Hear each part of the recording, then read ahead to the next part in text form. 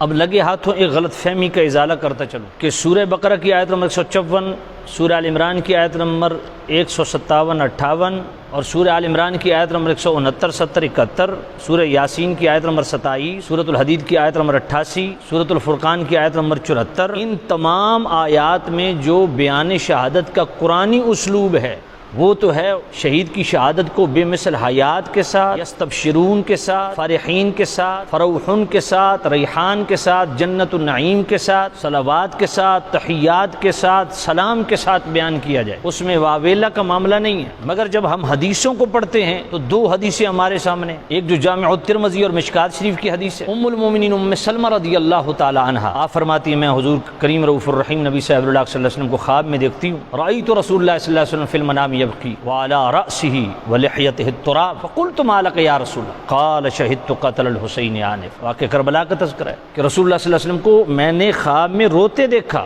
شہادت امام علی مقام پہ۔ اور دوسری حدیث جو کہ مستدرک الصحیحین تہذیب التہذیب خصائص الکبریٰ کے اندر بھی موجود ہے، ام المومنین ام سلمہ فرماتی ہے میں نے حضور کو مغموم پایا، غمناک پایا، تو میں نے پوچھا حضور غم کی وجہ کیا؟ فرمایا فقال علی ان ابنک ھذا حسین مقتول، ابھی میرے پاس ایک فرشتہ آیا، اس نے مجھے خبر دی کہ یہ میرا حسین بیٹا شہید کیا جائے، حضور اس وجہ سے مغموم تھے۔ اب ان دو حدیثوں سے پتہ چلتا ہے کہ نبی پاک صاحب اللہ صلی اللہ علیہ وسلم شہادت امام علی مقام کی وجہ سے غمزدہ ہیں، تو بظاہر ٹکراؤ آتا ہے ان میں۔ اللہ نے شہید کی شہادت کو غمناکی کے ساتھ نہیں بیان کیا، لیکن یہاں امام علی مقام کی شہادت کو مصطفیٰ غمناکی کے ساتھ بیان کر رہے ہیں۔ پھر تیسری چیز جو اعلیٰ حضرت رحمۃ اللہ علیہ نے فتاوی رضویہ شریف کی 24ویں جلد میں صفحہ 515، صفحہ 517، صفحہ 523، صفحہ 487، اعلیٰ حضرت نے بھی ان مقامات پہ اپنے فتاوی جات کے اندر بڑی وضاحت و صراحت کے ساتھ یہ بات لکھی ہے۔ الفاظ مختلف ہیں، میں صفحہ 487 پڑھ دیتا ہوں جو عموماً پڑھا جاتا ہے۔ وہ کون سا سنی ہے جسے واقع کربلا کا غم نہیں، دل محزون اور آنکھ پر نم نہیں،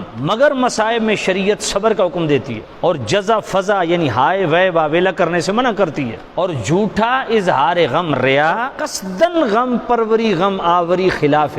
رضا ہے۔ اب اس سارے کلام کا لب لباب کیا ہے؟ آج ممبروں پہ باقاعدہ یہ ترغیب دی جاتی ہے کہ غم حسین کا اظہار کرنا سنت ہے، اور اگر غم حسین کا اظہار کرنا سنت ہے تو سنت تو ارادتاً قصدن ہوتی ہے، بغیر ارادے اور بلا قصد کے سنت کی ادائیگی کاہے کی؟